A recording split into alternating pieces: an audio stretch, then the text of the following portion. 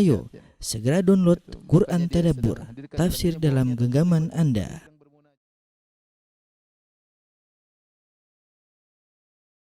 Bismillahirrahmanirrahim. Assalamualaikum warahmatullahi wabarakatuh. Alhamdulillahi ala ihsanih wa syukru lahu ala taufiqihi wa amtinanih. Wa asyhadu an la ilaha illallah wahdahu la syarika lahu ta'ziman li sya'nih. Wa asyhadu anna Muhammadan abduhu wa rasuluhu da'ila ridwanih. Allahumma salli alaihi wa ala alihi wa ashabi wa ikhwani. Para ikhwan dan akhwat yang dirahmati Allah Subhanahu wa taala, kita lanjutkan bahasan kita dari syarah hadis Al-Arba'in An-Nawawiyah. Kita sampai pada hadis yang keempat, yaitu al-a'mal bi khawatimiha, bahwasanya amalan tergantung dari penghujungnya. Saya bacakan hadisnya. An Abi Abdurrahman Abdullah bin Mas'ud radhiyallahu anhu, dari Ibnu Mas'ud radhiyallahu taala anhu, qala, beliau berkata, haddatsana Rasulullah sallallahu alaihi wasallam wa huwa shadiqul masduq, telah menyampaikan kepadaku atau kepada kami Rasulullah sallallahu alaihi wasallam, inilah shadiq al-masduq, dan dialah benar dan dibenarkan. Inna ahadakum yujma'u khalqu fi batni ummihi arba'ina yawman thumma yakunu 'alaqatan mithla dhalik. Sungguhnya salah seorang dari kalian dikumpulkan penciptaannya di perut ibunya selama 40 hari. Kemudian demikian pula dalam bentuk 'alaqah, segumpal darah. Thumma yakunu mudghatan mithla dhalik. Kemudian dalam bentuk segumpal daging. Thumma yursalu ilaihil malak. Kemudian diutuslah malaikat kepada janin tersebut, fayanfukhu fihi ruha, kemudian meniupkan ruh di dalamnya, wa yu'maru bi arba'i kalimat, kemudian malaikat tersebut diperintahkan untuk mencatat 4 perkara. Bikatbi rizqihi wa ajalihi wa amalihi wa syaqin am sa'id, dicatat rezekinya, ajalnya, amalnya, dia sengsara atau dia bahagia. Fa wallahi alladzi la ilaha illa ghairuhu, la ilaha illaha ghairuhu, demi Allah yang tidak ada sembahan yang disembah kecuali Allah. Inna ahadakum la ya'malu bi amali ahlil jannah, sungguhnya salah seorang dari kalian melakukan perbuatan penghuni surga, yaitu amal soleh, hatta ma yakunu bainahu wa bainaha illa zira', sehingga jarak dia dengan surga hanya tinggal sehasta. Fayasbiqu alaihil kitab, maka sudah kedahuluan takdir yang tertulis dalam Lauhil Mahfuz. Fayamalu bi amali ahlin nar, kemudian dia pun mengerjakan amalan penghuni neraka jahanam, yaitu bermaksiat di penghujung hayatnya. Fayadkhuluha, kemudian dia masuk neraka jahanam. Wa inna ahadakum la ya'malu bi amali ahlin nar, sungguh salah seorang dari kalian mengamalkan amalan penghuni neraka jahanam, yaitu bermaksiat. Hatta ma yakunu bainahu wa bainaha illa zira', sehingga jarak dia dengan neraka cuma tinggal satu hasta. Fayasbiqu alaihil kitab, maka kedahuluan alkitab. Fayamalu, kedahuluan takdir. Fayamalu bi amali ahlin nar, kemudian dia mengamalkan amalan bi amali ahlil jannah, kemudian di penghujung hayatnya ternyata dia beramal dengan amalan penghuni surga. Fayadkhuluha, maka dia pun masuk surga. Rawahul Bukhari wa Muslim. Hadis riwayat Bukhari dan Muslim. Hadis ini dibuka dengan perkataan Ibnu Mas'ud dari Nabi sallallahu alaihi wasallam, yaitu Nabi as-shadiqul masduq, benar dan dibenarkan. Kenapa Ibnu Mas'ud menyampaikan hal ini? Karena hadis ini bercerita tentang hal yang gaib, Gaib pertama di zaman tersebut berkaitan dengan masalah proses terjadinya janin, dan gaib yang kedua adalah mengenai masalah takdir, bahwasanya seorang tidak tahu takdirnya. Bisa jadi di awal kehidupannya dia beramal kebajikan, di penghujung hayatnya dia beramal keburukan, atau sebaliknya di awal hidupnya dia beramal dengan amalan keburukan, di akhir hayatnya dia beramal dengan amal kebajikan. Dan ini dua hal yang gaib, yang tidak diketahui terutama di zaman tersebut. Oleh karenanya Ibnu Mas'ud ketika membuka hadis ini dia mengatakan, haddatsana Rasulullah sallallahu alaihi wasallam, telah menyampaikan kepada kami Rasulullah sallallahu alaihi wasallam, wa huwa shadiqul masduq, dan dia adalah yang benar dan dibenarkan. Taib, kita akan bahas yang pertama tentang marhalah janin dalam perut. Tentunya para dokter lebih paham, tapi saya ingin menyampaikan versi yang ada dalam Al-Quran. Allah sebutkan dalam Al-Quran, dalam surat Al-Mu'minun dan juga di awal surat Al-Hajj. Dalam surat Al-Mu'minun, Allah di awal surat Al-Mu'minun kata Allah Subhanahu wa taala, wa laqad khalaqnal insana min sulalatin min tin. Min sulalatin min tin. Kalau saripati dari tanah, Tsumma khalaqnahu nutfatan fi qararin makin. Nutfatan fi qararin makin. Tsumma khalaqna an-nutfata 'alaqah. Kemudian dari nutfah dijadikan 'alaqah. Fa khalaqnal 'alaqata mudghatan, kemudian mudghah. Fa khalaqnal mudghata 'idhaman, kemudian idham. Kemudian fa kasawnal 'idhama lahma. Kasawna al-'idhama lahma. Thumma ansha'nahu khalqan akhar. Ansha'nahu khalqan akhar fatabarakallahu ahsanul khaliqin. Ini ada 7 tahapan yang disebutkan. Pertama sulalah, 2 nutfah, 3 alaqah, 4 mudghah, 5 tulang, 6 dibungkus tulang tersebut dengan daging, ke-7 khalqan akhar. Ya. Sama seperti ini dalam surat Al-Mu'minun. Sebentar, saya carikan ayatnya. Surat Al-Mu'minun ayat 12 sampai 14.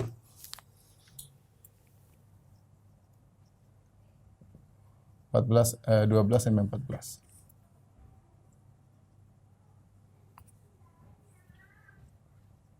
Kemudian juga Allah Subhanahu wa taala sebutkan dalam surat Al-Hajj, kata Allah Subhanahu wa taala, ya ayuhan nas in kuntum fi raibin minal ba'tsi fa inna khalaqnakum min turabin thumma min nutfatin thumma min 'alaqah thumma min mudghatin mukhallaqatin wa ghairu mukhallaqah. Di sini kata Allah mudghah, mukhallaqatin, ghairu mukhallaqatin.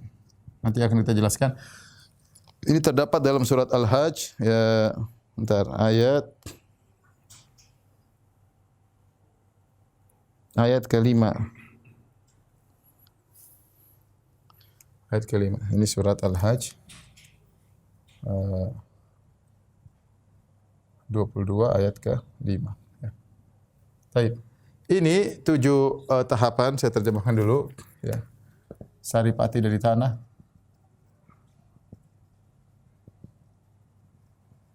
Kemudian nutfah, ya. Nutfah, setetes air, ya.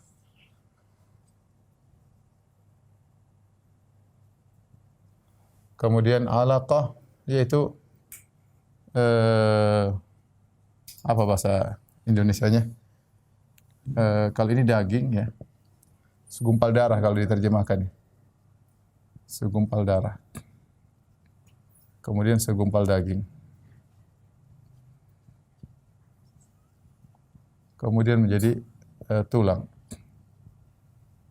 Kemudian tulang dibungkus daging.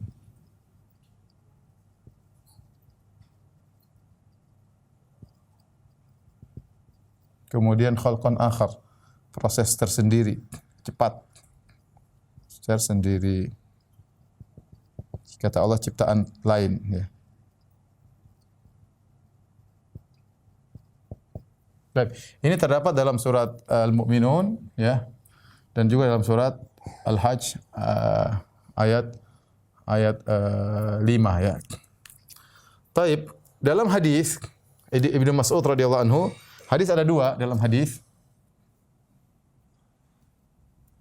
dalam Al-Qur'an. Dalam hadis kita punya 2 hadis. Pertama hadis Ibnu Mas'ud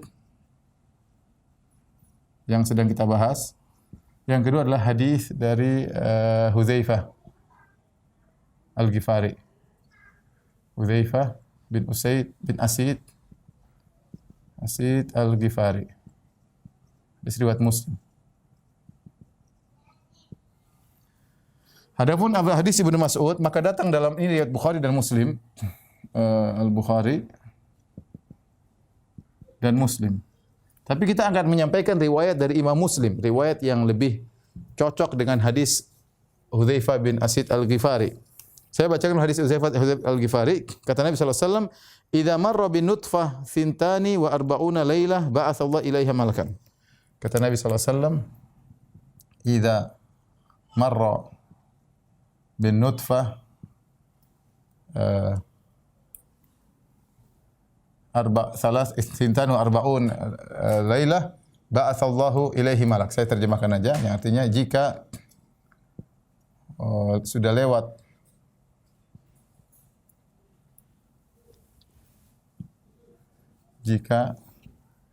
usia nutfah sudah lewat 42 hari, maka Allah mengutus malaikat.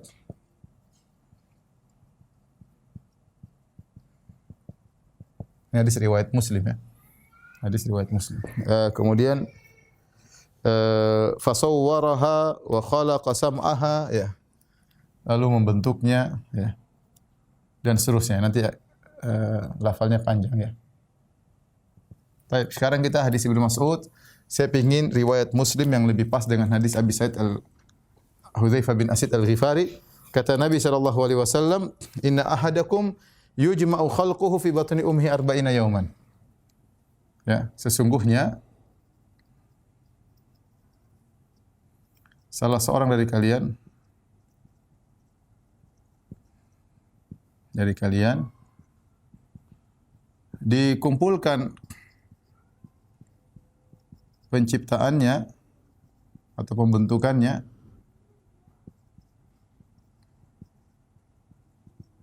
di perut ibunya 40 hari. Ya, 40 hari. Tidak ada kata dalam bentuk nutfah, enggak ada. Dalam bentuk nutfah itu adalah bantahan dalam riwayat. Ada tambahan dalam riwayat yang lain, tapi dalam riwayat Muslim tanpa ada tambahan tersebut. Kemudian kata Nabi SAW, "Tsumma yakunu fi dzalika 'alaqan mithla dzalik." Kata Nabi SAW, "Tsumma yakunu fi dzalika 'alaqatan mithla dzalik." Ini yang dibahas oleh para ulama. Secara bahasa artinya, lalu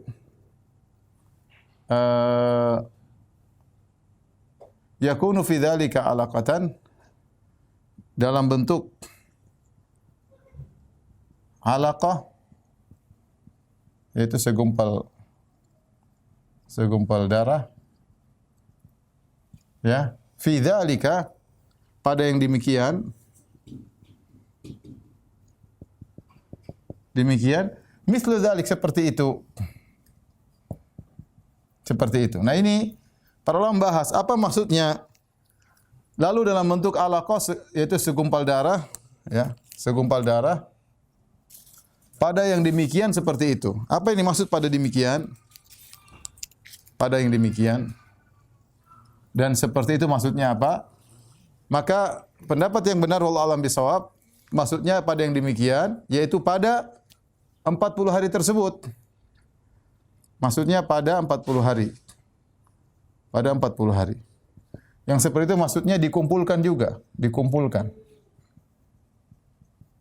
40 hari yang mana? 40 hari yang ini. Ini 40 hari ini.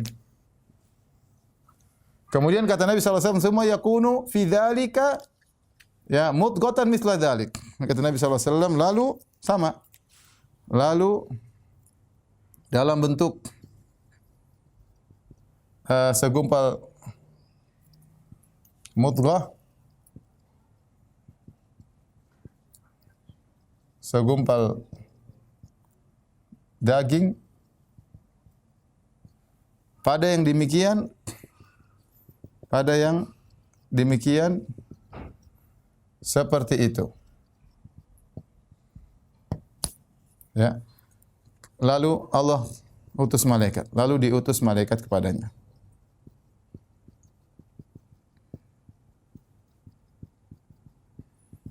Sama, pada yang demikian juga ini maksudnya pada 40 hari. Ini semua kembali pada ini.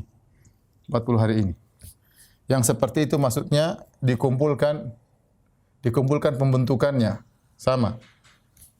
Saya ingin menyampaikan riwayat Muslim ini karena sebagian orang menerjemahkan hadis ini dengan begini, ya, dia terjemahkan, sungguhnya salah seorang dari kalian dikumpulkan pembentukannya dalam perut ibunya 40 hari dalam bentuk mani. Setelah itu 40 hari berikutnya dalam bentuk alaqah, dalam bentuk segumpal darah.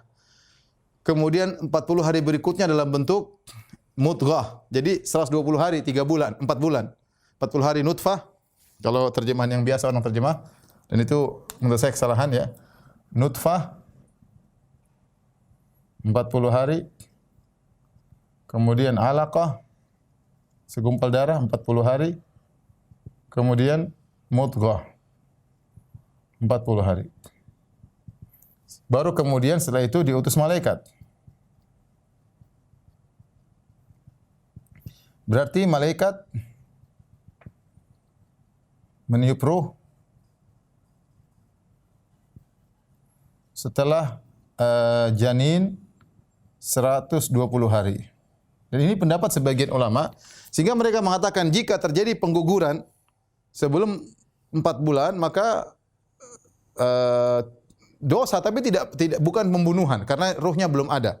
Sehingga kata mereka jika janin usianya kurang dari 120 hari, ruhnya belum ada karena peniupan ruh terjadi setelah 43 kali ini. 40 pertama, 40 kedua, 40 ketiga. Namun terjemahan seperti ini tidak tepat, ya. Ini dibantah oleh para ulama. Ini kurang tepat. Kenapa? Karena kita punya dua riwayat. Riwayat pertama dari Hudzaifah bin Asid Al-Ghifari. Kata Nabi, "Idza marra bin nutfah thintani wa arba'una lailatan," jika usia nutfah sudah lewat 42 hari, maka Allah kirim malaikat. Jadi ternyata Allah mengirim malaikat setelah 42 hari. Berarti proses peniupan ruh setelah 42 hari ke atas. Sini ada lafal 42. Malaikat, mengutus malaikat. Sementara dalam lafal Ibnu Mas'ud yang lain dipahami, diterjemahkan malaikat setelah 120 hari. Jadi sangat kontras ya. Setelah 120 hari baru dikirim malaikat, ya, baru dikirim malaikat.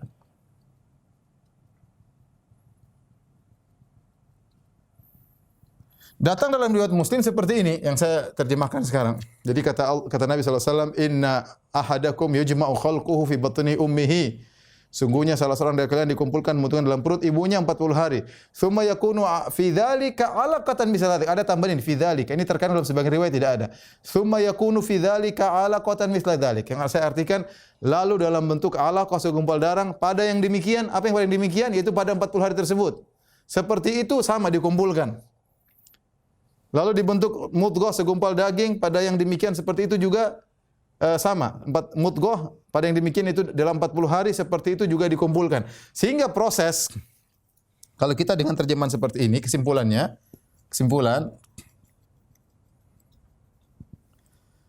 proses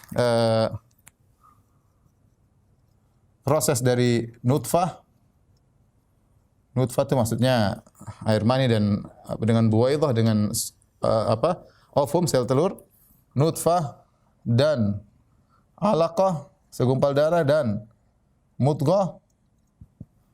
Proses nutfah, alaqah dan mudghah segumpal daging semuanya dalam 40 hari.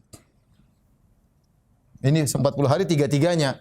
Bukan 40 hari nutfah, 40 hari alaqah, 40 hari mudghah. Itu maksud saya demikian. Ini terjemahan yang sesuai dengan kita kompromikan dengan hadis Hudzaifah bin Asid Al-Ghifari dan zahir dari lafal Muslim. Ya. Dan ini lebih cocok pada ilmu kedokteran zaman sekarang. Ya tentu yang depan saya para dokter, mereka tentu lebih tahu. Saya cuma ingin menjelaskan ya, karena sebagian orang protes, kata mereka, "Gimana Ustaz? 120 hari itu bukan nutfah. Kalau kita ikuti perkembangan dalam janin, dalam 40 hari sudah ada bentukan-bentukan. Sudah ada mulai berbentuk, bukan cuma sekedar air mani 40 hari. Kemudian 40 hari berikutnya baru berupa alaqah seperti segumpal darah." Enggak, ternyata 40 hari pertama sudah terjadi bentukan-bentukan. Dan ini yang lebih cocok dengan hadis. Ini hadis sahih juga, riwayat Muslim. Riwayat Muslim. Hadis sahih dan ini riwayat Bukhari dan Muslim, tapi kita mengambil lafal Imam Muslim, ya. Lafal Imam Muslim. Nah, kita kembali kepada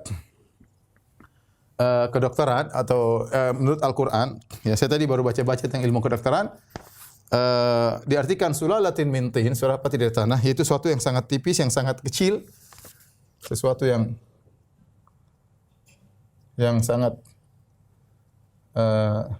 kecil, sehingga ada yang menafsirkan bahwasanya sulalah saripati maksudnya air mani. Kita tahu air mani ketika keluar banyak sekali, namun yang bisa membuahi sel ovum cuma segelintir atau satu, atau kedokteran lebih tahulah.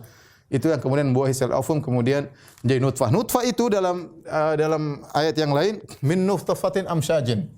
Kata Allah min nutfatin amsyajin. Amsyajin itu artinya tercampur. Maksudnya campuran sperma sperma dengan sel ovum. Campuran sperma dengan sel ovum. Kemudian kemudian setelah itu kata Allah, "Tsumma khalaqana nutfata 'alaqah." Kami jadikan dari nutfah setes mani proses menjadi segumpal darah, ya, segumpal darah. Disebutkan bahwasanya segumpal darah dari minggu kedua, ya, sampai ujung minggu ketiga, ya. Hingga ujung minggu ketiga. Akhir. Para dokter mudah-mudahan kalau bisa kasih saya informasi, ya. Ya, ini sekedar saya baca-baca, namanya bukan bidangnya. Ya, nanti tolong diperbaiki. Kemudian disebutkan juga tsumma khalaqnal 'alaqata mudghah. Kata Allah dalam surat Al-Mu'minun, kami rubah menjadi 'alaqah menjadi mudghah. Mudghah itu, 'alaqah itu asalnya seperti duda, seperti ada ulat yang dia di air, dia nempel pada suatu hewan, kemudian dia ngisap darah hewan tersebut. Ya. Kondisi nutfah dalam minggu kedua sampai akhir minggu ketiga masih bentuk alaqah, seperti lintah kecil yang dia bisa mengisap, masih darah, dia seperti mengisap darah, ya. Kemudian setelah itu Allah rubah dari alaqah menjadi mudghah. Mudghah yaitu pada hari ke-22, mulai dari awal minggu keempat, hari ke-22, ya, sampai ujung minggu ke-6. Akhir minggu ke-6. Akhir minggu ke-6. Akhir minggu ke-6. Yang di sini Allah sifati dengan mudghah tersebut, Allah sifati dengan mukhallaqah, berbentuk. Mukhallaqah artinya berbentuk. Kemudian ghairu mukhallah, tidak berbentuk, tidak berbentuk. Jadi segumpal daging tersebut bukan dia ada bentuknya, prosesnya dari minggu keempat sampai minggu ke-6. Ini mulai terjadi ada bentukan dalam, namun mulai ada bentukan dalam gumpalan daging tersebut, ya. Mungkin organ-organ tubuh mulai terbentuk dan seterusnya. Kemudian Allah katakan, "Tsumma khalaqnal mudghata idhaman." Kami rubah dari mudghah menjadi tulang, dan itu terjadi, ya, pada awal minggu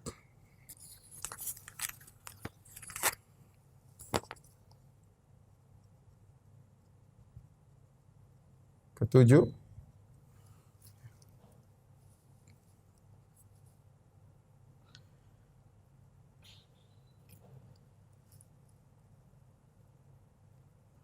sampai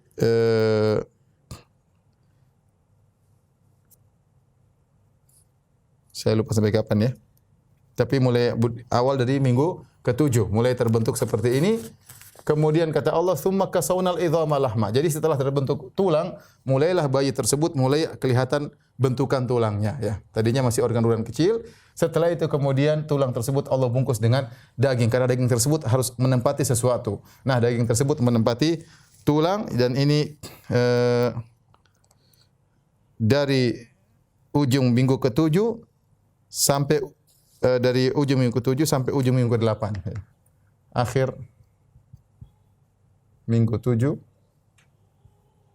sampai akhir minggu 8.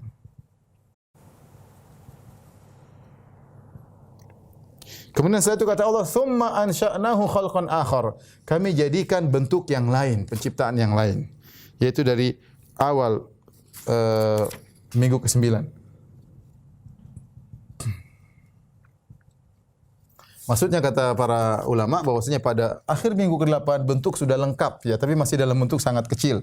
Mulai minggu ke-9, minggu ke-10, minggu ke-2 sampai minggu ke-12 mulai membentuk. Begitu 12 ke atas maka pertumbuhan sangat cepat sehingga menjadi bayi yang sangat jelas. Ini maksud saya kenapa di awal hadis kata Ibnu Mas'ud, wa huwa shadiqul masduq.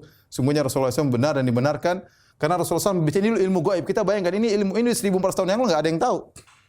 Bagaimana proses? Siapa yang pernah lihat perut manusia kemudian dari sini enggak bisa. Tapi Allah kabarkan proses ini dalam dalam Al-Quran, dalam surat Al-Mu'minun, dalam surat Al-Hajj. Kemudian didukung dengan hadis Nabi SAW dengan hitungan 42 hari. Ya. Maka beginilah yang bisa kita tampilkan menurut hadis maupun dalam Al-Quranul Karim. Para dokter mungkin bisa kasih masukan kepada kita sebagai bahan ilmiah. Ya. Cuma dari sini kita tahu, dari berdasarkan hadis ini, kesimpulan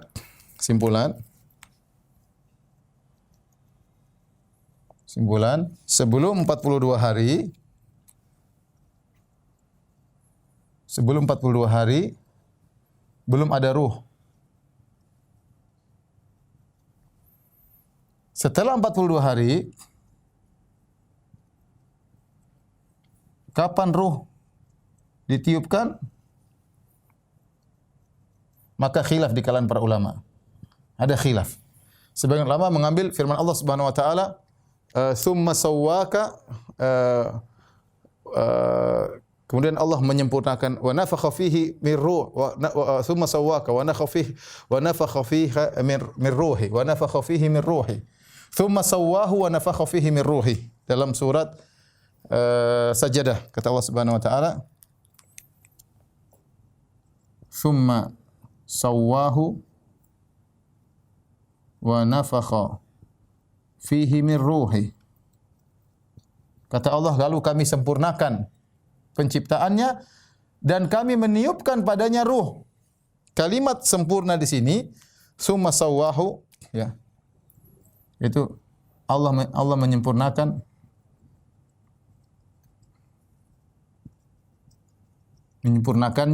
Kata sebagian ahli bahwasanya itu berarti ini pada tahapan sebelum ansya'na khalqan akhar, itu minggu ke-8. Setelah itu baru ditiup ruh. Karena ini proses semua, proses sampai kata Allah, wa tsumma kasawna al-'idhama lahma, kami bungkusi daging tersebut dengan tulang tersebut dengan daging. Setelah itu Allah mengatakan tsumma ansya'na khalqan akhar, kami berikan penciptaan yang lain. Setelah itu prosesnya cepat. Nah, sebagian ulama berpendapat bahwasanya ruh ditiupkan setelah minggu ke-8. Itu di awal dari marhalah yang ke-7. 1 2 3 4 5 6 7. Disinilah awal ditiupkan ruh mendapat sebagian ulama. Ya. Awal ditiupkan ruh. Namun intinya sebelum 42 hari belum ada ruh. Dari sini kita tahu Pak, terutama para dokter, kalau ada dalam kondisi darurat misalnya harus melakukan aborsi sebelum 42 hari darurat, sebagian ulama masih membolehkan. Ada khilaf. Bagaimana kalau aborsi sebelum 40 hari? Sebagian ulama mengatakan tidak boleh. Pokoknya karena Allah mengatakan nutfatan fi qararin makin, kami telah meletakkan nutfah dalam suatu rahim yang kokoh. Sudah, berarti enggak boleh diotak-atik, dosa. Enggak boleh kamu aborsi meskipun belum 42 hari. Tetapi kalau kamu aborsi meskipun dosa, belum dikatakan membunuh. Tetapi kalau sudah lewat 42 hari, repot. Karena malaikat sudah dikirim, entah dikirimnya lewat 40 hari atau dikirimnya setelah 8 minggu. Tapi ini ada khilaf, tapi setelah 40 hari perkaranya lebih berbahaya. Karena bisa jadi yang diaborsikan adalah suatu janin yang sudah bernyawa. Itu yang jadi masalah. Ya, ini maksud pembahasan saya. Baik. Habis ini kita lanjutkan.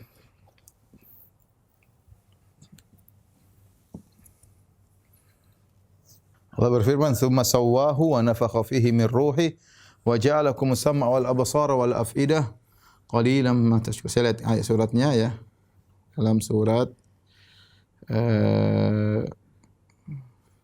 As-Sajdah.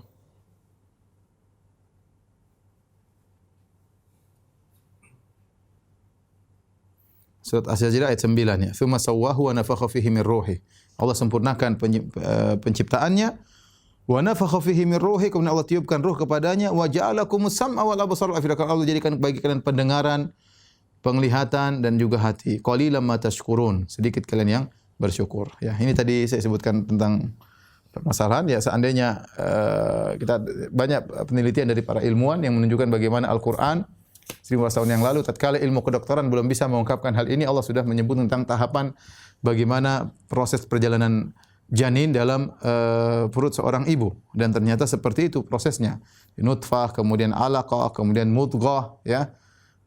Dari nutfah air mani dan percampuran air mani dengan sel ovum, kemudian menjadi alaqah seperti segumpal daging yang mengisap darah, kemudian setelah itu mudghah segumpal darah, kemudian setelah itu mudghah seperti segumpal daging yang kecil, ya, seperti daging yang dimakan, segumpal daging, kemudian di dalam segumpal daging tersebut kata Allah mukhallaqatin wa ghairu mukhallaqah, dalam bentuk ada pembentukan, dalam seperti mulai ada pembentukan, ada organ-organ tapi belum begitu jelas, tapi sudah mulai ada pembentukan. Setelah itu lebih kuat pembentukannya, Allah berikan tulang. Tsumma khalaqanal mudghata idhaman. Kami jadikan pada mudghah tadi sebagian menjadi tulang. Fakasawnal idhama lahma. Kemudian mulai bentuklah tulang tersebut. Semakin banyak dagingnya, ya. Kemudian menjadi tsumma ansha'na khalqan akhar. Kemudian kami menjadikan makhluk yang lain yang cepat tumbuh dan berkembang. Ini semua hanya dalam Al-Qur'an. Dan buktikan agungnya Al-Quran, ya. Oleh karenanya sebagian dokter-dokter dari orang-orang kafir kemudian meneliti dan mereka mengakui akan kebenaran Al-Quran dalam hal ini. Wallahu a'lam bishawab. Taib. Yang gaib yang kedua kita berbicara masalah takdir. Karena dalam hadis kata Nabi sallallahu alaihi wasallam, "Inna ahdakum la ya'malu bi amali ahli jannah." Ya. Setelah malaikat datang dikirim, nah, malaikat disuruh untuk mencatat apa rezekinya, amalnya, ajalnya, menderita atau sengsara, menderita atau bahagia. Dicatat oleh malaikat. Ini takdir. Takdir. Ya. Disebut dengan takdir umri. Takdir umri. Yaitu takdir yang berkaitan dengan janin. Takdir yang dicatat berkaitan dengan janin.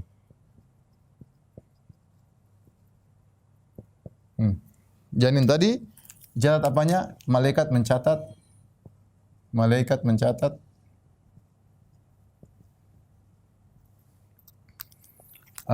rizkinya, kemudian rizkihi wa ajali, ajalnya, rizki ajalihi, ya. Ikat bi rizkihi wa ajali, amalnya, kemudian bahagia atau sengsara. Baik. Ini sudah dicatat, disebut dengan takdir. Nah, kita umat Islam, rukun iman yang keenam adalah al-iman bil takdir, bil qada wal qadar, ya. Al-iman bil qadar. Beriman kepada takdir. Ini rukun iman yang terakhir, rukun iman keenam. Beriman kepada takdir. Taib. Saya ingin jelaskan secara singkat logika sederhana beriman kepada takdir. Beriman kepada takdir ada 4 marhalah. Saya tidak akan jelas panjang-panjang, cuma sekedar sekilas. Ya. Yang pertama, ilmu Allah tentang apa yang hendak Allah ciptakan. Hendak Allah ciptakan. Kemudian yang kedua, Allah catat ilmu tersebut.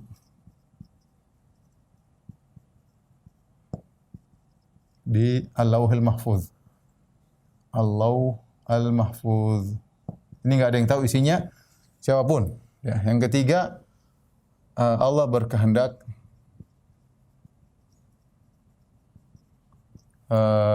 untuk mengeksekusi apa yang hendak Dia ciptakan.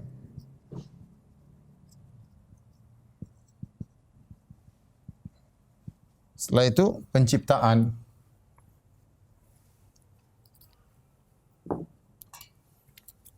Penciptaan atau kalau dalam kita eksekusi. Kalau saya boleh menganalogikan, jadi takdir itu ibarat seperti seorang insinyur yang ingin bikin rumah. Kalau dia ingin bikin rumah, maka dia punya perencanaan. Dia punya ilmu tentang pembangunan rumah tersebut. Kemudian apa yang harus dia lakukan, ya. Kemudian dia catat perencanaan tersebut dalam RAB-nya misalnya, anggaran-anggarannya. Kemudian dia berkehendak untuk melakukannya, kemudian dia eksekusi jadi rumah. Itu sederhananya. Maka kita bilang Allah Subhanahu wa taala adalah zat yang maha alim. Sebelum Dia menciptakan semua yang terjadi dalam semesta, eksekusi ini semua yang terjadi dalam semesta.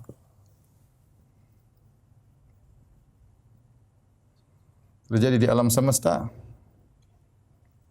hingga hari kiamat. Hingga hari kiamat Allah ingin membuat ini. Bagaimana? Maka Allah punya ilmu tentang hal tersebut. Ilmu Allah tentang apa yang hendak Allah ciptakan. Ya. Kalau kita bilang apa? Ilmu perencanaan tersebut. Kalau kita melogikan, ilmu ini untuk menciptakan, Allah sudah punya ilmu. Ya. Setelah itu ilmu tersebut, ya apa yang akan Allah buat? Allah catat ilmu tersebut di Lauhil Mahfuz. Makanya dalam hadis disebutkan, awwalu ma khalaqallahu al-qalam. Yang pertama Allah ciptakanlah pena. Qala uktub, kata Allah tulis, kata pena, madza aktub? Apa yang harus aku tulis? Kata Allah uktub maqadirul khalaiq ila qiyamis saah. Catatlah takdir makhluk sampai hari kiamat. Dalam hadis yang lain kata Nabi sallallahu alaihi wasallam, "Inna Allaha kataba maqadirul khalaiq qabla an yakhluqa samawati wal ardi bi 50 alf sanah." Hadisnya, sesungguhnya Allah menulis takdir makhluk 50.000 tahun sebelum Allah ciptakan langit dan bumi.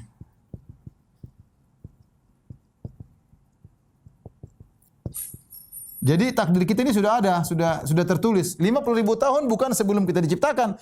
Sebelum Allah ciptakan langit dan bumi. Langit dan bumi kapan diciptakan? Wallahu alam. Langit kapan diciptakan? Langit dan bumi diciptakan kapan? Enggak tahu. 50.000 tahun sebelumnya Allah sudah tulis takdir semua akan terjadi. Nah, Allah catat ilmu tersebut Lauhil Mahfuz. Nah, ini yang Lauhil Mahfuz ini enggak ada yang tahu. Enggak ada yang tahu. Enggak ada yang tahu isinya. Malaikat dan Nabi pun tidak tahu.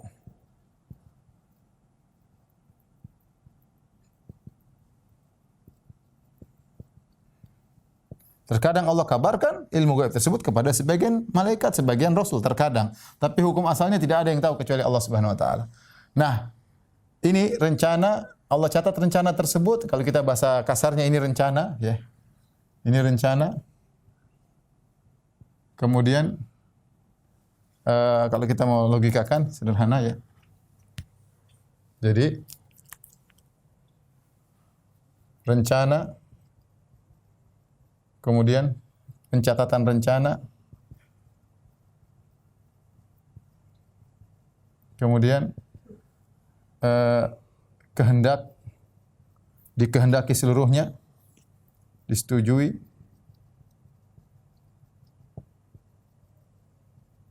kemudian eksekusi. Eksekusi itu penciptaannya. Penciptaannya. Inilah kalau kita membelikan logika takdir.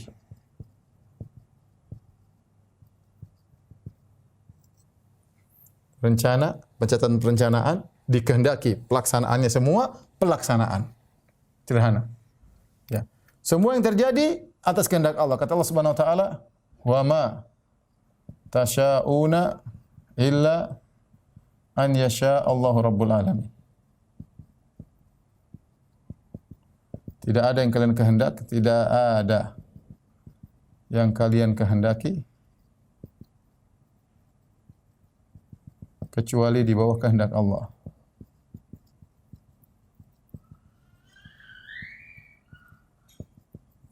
Jadi semua yang terjadi alam semesta yang Allah ciptakan, semua yang terjadi dalam semesta. Saya sekarang sedang ngajar, semuanya sudah dikehendaki oleh Allah Subhanahu wa taala. Semuanya. Makanya kita disuruh beriman bil qadar khairihi wa syarrihi. Khairihi wa syarrihi. Itu apa? Takdir baik. Beriman kepada takdir baik dan buruk.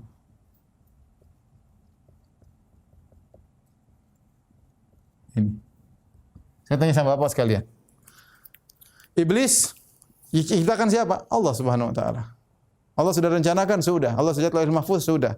Allah ciptakan iblis? Iya. Iblis buruk? Iya. Allah kehendaki iblis? Iya, Allah kehendaki. Kenapa Allah ciptakan iblis? Kita enggak tahu. Wallahu alam. Kenapa Allah ciptakan iblis? Tetapi kita punya logika, kita punya keyakinan. Jadi kita tahu yang diciptakan oleh Allah, ini ada kebaikan, ada keburukan. Ada kebaikan, ada keburukan. Semisal iblis. Semisal iblis dan Abu Jahal misalnya. Ya. Taib. Kenapa Allah ciptakan kebaikan dan ciptakan keburukan? Kenapa Allah berkehendak kebaikan, berkehendak keburukan? Pertanyaan, kenapa Allah berkehendak menciptakan iblis?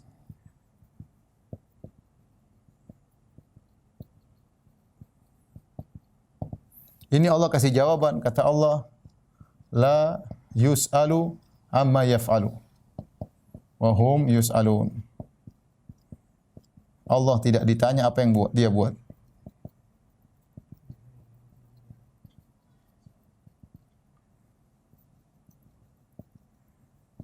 Dan merekalah yang akan ditanya.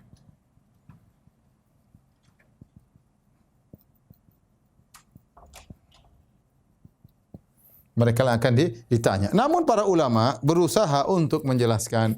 Terkadang ada keburukan yang kita lihat, tapi di balik penciptaan keburukan tersebut ada kebaikan-kebaikan yang Allah kehendaki.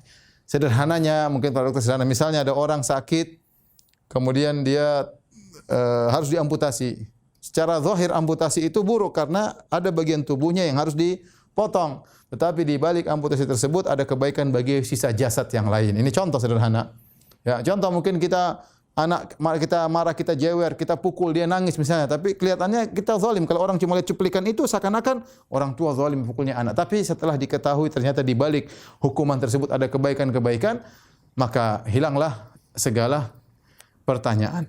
Contoh seperti Allah berfirman, "Zaharul fasadu fil barri wal bahri bima kasabat aydin nas liyudhiqahum ba'dalladzi amilu la'allahum yarji'un." Sungguhnya telah nampak kerusakan daratan dan lautan. Kerusakan Allah tidak suka, tapi Allah ciptakan kerusakan daratan di lautan. Kenapa? Liyudhiqahum ba'dalladzi amilu. Ternyata untuk membuat mereka merasakan akibat ulah perbuatan mereka. Apa akibatnya? La'allahum yarji'un, semoga mereka sadar. Jadi ternyata terkadang Allah menciptakan keburukan, ada hikmah di balik itu yang terkadang kita bisa tangkap, terkadang kita enggak bisa tangkap. Kalau bertanya, kenapa Allah ciptakan iblis? Ada ulama yang jawab, iblis diciptakan karena Allah punya tujuan menciptakan alam semesta diisi dengan manusia untuk diuji. Kalau enggak ada iblis, enggak ada ujian. Allah memang, kalau tanya kenapa Allah ciptakan manusia untuk diuji? Itu bukan urusan kita. Otak kita enggak sampai. Tapi di antara yang Allah kabarkan, Allah ciptakan manusia di atas muka bumi untuk diuji. Nah, bagaimana bentuk ujiannya? Ciptakan iblis. Iblis diciptakan dan dia menggoda, ya, dan dia buruk, tapi Allah ciptakan keburukan tersebut untuk menguji. Dan di balik ciptaan iblis tersebut ada banyak kebaikan. Di antara dengan adanya iblis, maka ada namanya yang baik atau kontradiktif yang bisa Allah ciptakan dua-duanya. Allah ciptakan surga, ciptakan neraka. Gara-gara iblis. Kalau enggak ada iblis, enggak ada neraka. Dengan adanya iblis, Allah ciptakan Fir'aun, Allah ciptakan Musa. Kalau enggak ada iblis, Fir'aun enggak ada. Adanya iblis, Allah bisa menunjukkan bagaimana sifat Maha Pengampun. Orang-orang terjerumus dalam dosa, kemudian mereka menangis, minta ampun kepada Allah. Kalau enggak ada iblis, itu semua enggak ada ceritanya. Semua enggak ada ceritanya, ya. Dan banyak ulama sebutkan adanya iblis, maka kita nampak bagaimana hamba-hamba orang yang soleh yang rela mengorbankan jiwa, raga dan hartanya untuk Allah Subhanahu wa taala, ya.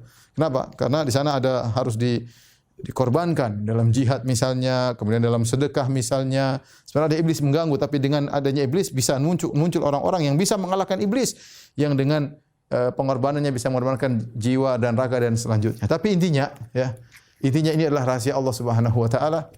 Kita tidak bakalan tahu kenapa Allah begini, kalau begitu. Tujuan dari kita beriman takdir ini apa tujuannya? Yang ingin sampaikan sini, apa tujuannya? Apa tujuan dari ini semua? Tujuannya, kata Allah dalam surat Al-Hadid, "Ma asaba min musibatin fil ardi wala fi anfusikum illa fi kitabim min qabli an nabra'aha. Inna dzalika 'ala Allah yasir likay la ta'saw 'ala ma fatakum wala 'ala ma asabakum. Wallahu la yuhibbu kulla mukhtalin fakhur. Alladzina yabkhuluna wa ya'muruna sabil bukhl wa may yatawalla fa innallaha huwal ghaniyyul hamid." Saya carikan ayatnya biar dicatat. Surat Al-Hadid ayat 22 sampai 23. Ayat 22 sampai 23 yaitu surat 57. Surat 57 22 sampai 23. Kata Allah, tidak ada musibah yang menimpamu di dunia maupun di dirimu illa fi kitabim min qablin nabra'aha, kecuali sudah Allah catat di Lauhil Mahfuz. Sudah. Likai la ta'sau ala ma fatakum, tujuannya apa? Agar kalian tidak putus asa, terlalu bersedih dari musibah yang menimpa kalian.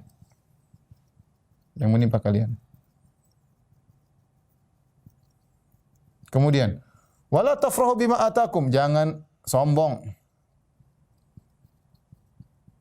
dengan apa yang kalian miliki. Kenapa? Karena semua sudah ditakdirkan, ya. Kita musibah sudah, mau diapain? Misalnya ada mobil kita kecolongan, ya sudah, ini sudah ditakdirkan 50.000 tahun sebelum ciptakan langit itu. Sudah, kita jadi lebih tenang. Mau diapain? Kata Nabi, ma asabaka lam yakun liyukhti'ak wa ma akhta'aka lam yakun liyusibak. Apa yang Allah catat akan mengenaimu, kau tidak bisa kabur. Dan apa yang Allah catat meleset darimu tidak akan bisa mengenaimu. Ya. Ini maksud dari takdir. Kita berusaha, takdir rahasia. Makanya seorang ya tidak ujub dengan amalnya. Kenapa? Dia tidak tahu bagaimana penghujungnya. Penghujungnya seperti apa? Tadi Nabi mengatakan ada seorang melakukan amal soleh, kemudian hampir masuk surga, kemudian setelah kedudukan kitab Lauhul Mahfuz, kemudian di akhirnya dia masuk mengamalkan amal neraka, kemudian dia masuk neraka jahanam. Ya. Jadi ini tujuan dari belajar takdir, bukan tujuan kita bertanya kenapa Allah begini, kenapa Allah begitu. Ini bukan tujuan. Ini rahasia otak kita tidak sampai kepada Allah. Makanya para ulama mengatakan al-qadar sirrullahil maktum. Takdir itu adalah rahasia Allah yang tersembunyi. Kalau antum tanya enggak mungkin. Sudah, Allah sudah bikin rencana seperti ini. Kenapa kalau gitu antum tanya, ya Allah, kenapa engkau ciptakan kami? Kenapa engkau ciptakan iblis? Itu enggak boleh. Enggak boleh tanya seperti itu. Sudah, kamu jalani, Allah kasih petunjuk. Mau ingin masuk surga ada jalannya. Masuk neraka ada jalannya. Terserah. Kamu punya pilihan kok. Kamu bisa memilih, enggak? Kita mau makan bisa, mau diet bisa, mau ke utara bisa, ke selatan bisa. Kita bebas. Tidak ada kita terpaksa. Meskipun semuanya sudah dicatat oleh Allah, tapi tidak ada yang tahu catatan tersebut. Maka jangan seorang berkata, ya Ustaz, kalau saya sudah ditakdirkan masuk neraka, ngapain saya beramal soleh? Kau tahu dari mana kau ditakdirkan masuk neraka? Kau enggak tahu. Allah tidak suruh kau bicara masalah itu. Yang Allah suruh beramal soleh masuk surga, beramal maksiat masuk neraka jahanam. Dan ini rahasia Allah Subhanahu wa taala. Ya. Taib. Ini secara singkat tentang masalah takdir, logikanya. Dan kita harus mengimani hal tersebut karena di luar daripada nalar kita. Tujuan kita belajar takdir yaitu kita tahu bahwasanya apa yang telah terjadi sudah ditakdirkan. Tidak bisa kita hindari. Yang bisa kita lakukan adalah usaha. Ya. Kalau ada yang mengatakan, Ustaz, saya miskin. Kalau saya sudah ditakdirkan miskin, ngapain? Percuma saya kerja, saya akan kaya. Kalau kau sudah ditakdirkan kau miskin, tidak bakalan kaya. Tapi tahukah engkau takdirmu kau pasti miskin? Kan kau tidak tahu. Kalau gitu mengapain kau bicara dengan sesuatu yang kau tidak tahu? Gampangannya gini. Kalau saya ditakdirkan kenyang, ya pasti kenyang. Kalau saya ditakdirkan lapar, saya pasti lapar. Tapi sekarang ada makanan di depanmu. Kau makan atau tidak? Kau kan enggak tahu takdirmu kenyang atau lapar. Kalau kau makan, berarti takdirmu kenyang. Kalau kau enggak makan, takdirmu lapar. Tapi kan kau punya pilihan mau makan atau tidak. Sederhananya demikian. Seorang kalau ditakdirkan enggak punya anak atau punya anak sudah ditakdirkan. Tapi bagaimana dia kalau ingin punya anak? Dia berusaha. Cari istri, dia nikah. Kalau ternyata dia mandul lah, tahu takdirnya dia tidak punya anak. Tapi kan sebelum dia melakukan, dia tidak tahu takdirnya. Maka takdir ini bukan berarti kita jadikan alasan untuk kita tidak berusaha. Ya, kata Nabi SAW, ihris ala ma yanfa'uk. Semangatlah engkau untuk mencari apa yang bermanfaat bagimu. Wala ta'jaz, dan jangan malas. Ya. Ya, fa in asabaka syai', kalau terjadi sesuatu, jangan kau berkata law anni fa'alta kadza wa kadza. Kalau seandainya saya begini, tentu tidak terjadi begini. Ya, tetapi katakanlah qadarallahu ma syafa'al. Katakanlah sudah takdir Allah, apa yang Allah kehendaki, itu yang Allah lakukan. Sudah. Itulah konsep kehidupan seorang muslim. Kata Nabi, saya ulangi, ihris ala ma yanfa'uk wasta'in billah wala ta'jas. Semangatlah untuk mencari apa yang manfaat bagimu. Minta tolong kepada Allah dan jangan malas. Ya. Fa in asabaka syai', kalau ada menimpa sesuatu yang kau tidak sukai setelah kau berusaha, wala taqul, jangan kau katakan law anni fa'altu kadza lakana kadza wa kadza. Coba tadi saya begini, coba tadi saya begini, tentu akan begini. Fa inna law taftahu amal syaitan. Sungguhnya perkataan seandainya membuka pintu syaitan. Tapi katakanlah qadarallahu ma syafa'al. Ini sudah ditakdirkan oleh Allah Subhanahu wa taala. Jadi inilah takdir secara sederhana ya. Kita semua sudah ditakdirkan bagaimana amal kita, bagaimana rezeki kita, tapi tidak ada yang tahu isi takdir tersebut. Ya, tinggal kita menjalankan, kita berusaha. Cuma dengan beriman kepada takdir jika terkena musibah, kita tahu bahwasanya sudah ditakdirkan oleh Allah Subhanahu wa taala. Kalau kita dapat kelebihan, kekayaan atau kecerdasan, kita sudah ditakdirkan sehingga kita tidak ujub. Kalau sekarang kita amal soleh, jangan kita pede bahwasanya kita pasti masuk surga. Kita enggak tahu bagaimana penghujung kita. Kalau kita orang melakukan maksiat, kita enggak tahu, bisa jadi dia nanti bakalan sadar. Ini seperti itu, maksudnya takdir itu rahasia Allah Subhanahu wa taala. Demikian para dokter-dokter yang dirahmati Allah Subhanahu wa taala, ini yang bisa kita sampaikan pada kajian kita. Mohon maaf agak rumit sedikit ya. Itu saja para dokter-dokter yang rahmati Allah Subhanahu wa taala. Insyaallah kita lanjutkan pada pertemuan berikutnya pada hadis yang kelima dari Arba'in Nawawiyah insyaallah taala. Intinya kalau kita beriman kepada takdir, kita jangan ujub dengan amal soleh kita. Karena kita tidak tahu ujung kita seperti apa. Kemudian kalau kita terkena musibah, kita bersabar. Karena kita tahu semua sudah dicatat oleh Allah dan Allah tidak mentakdirkan kita kecuali ada kebaikan yang Allah kehendaki. Itu husnuzan kepada Allah. Kalau kita dapat kelebihan, maka kita jangan, misalnya kita cerdas, atau kita jangan bilang ini karena saya cerdas, karena saya pintar, karena saya banyak pengalaman. Kita bilang banyak orang punya pengalaman, banyak orang Allah tidak takdirkan kebaikan bagi mereka. Oleh karenanya ini diantara yang membuat gelisah orang soleh. Mereka tidak ujub dengan apa yang sudah mereka lakukan karena mereka tidak tahu bagaimana kesudahan mereka. Sementara Nabi bersabda, innamal a'malu bil khawatim, amalan tergantung dari ujungnya. Demikian, wabillahi taufiq wal hidayah. Assalamualaikum warahmatullahi wabarakatuh.